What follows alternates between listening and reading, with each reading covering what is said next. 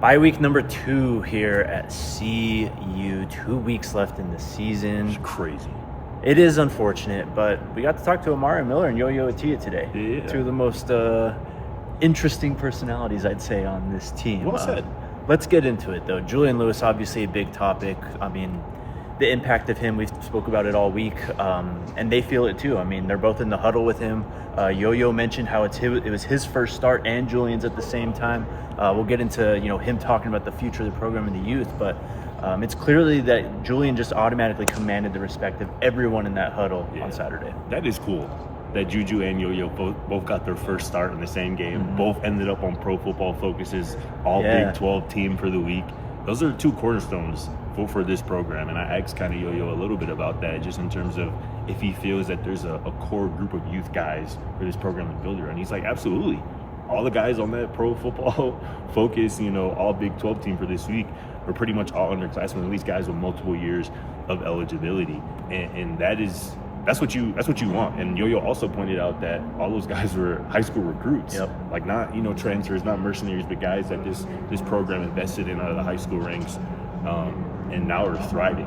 So that's awesome. Yo-Yo also talked about JuJu taking just control, taking charge of that huddle. And that's something O mentioned as well. He's like, it's cool to see a young guy, come in and take charge. Because that's what you got to do. When you're starting quarterback, don't nobody care how old you are. Yep. You're the starting quarterback. You got to lead us all into battle. And JuJu has definitely checked that box out the gate. Yeah, I mean, it's like a fight for respect immediately when you step in that huddle, right? You obviously want to prove and earn their respect, but you don't want to go over the line with that. And it seems like Julian really walked that line finally. I mean, again, he's a natural. He's done this quite a long time, so it was just like doing things like he's always done, really. You asked about the play caller change. Clearly, going to Brett Bartolone, they've gone downfield a little bit more. I mean, the quarterback change probably helped with that as well. But O also talked about just going down, being more aggressive, attacking downfield. Something that some people have been asking for all year. So I'm sure he's very happy that Coach Bartolone has drawn that up for him. Absolutely. I mean, the last 2 weeks, O's been on fire. Yes. Over 220 total yards receiving. I think maybe 13, 14 catches, 3 touchdowns over the last 2 weeks, and that has coincided with Brett Bartolone overtaking the play calling duties. And O said that I've noticed a difference in the play calling, particularly how often, at least more now, that we're stretching the field vertically with the passing game, and we saw that especially on Saturday in West Virginia, where that was really what got this offense going. 101, Amari is in a press coverage. Throw that thing up. That's not no 50-50 ball. That is at minimum a 75-25 ball.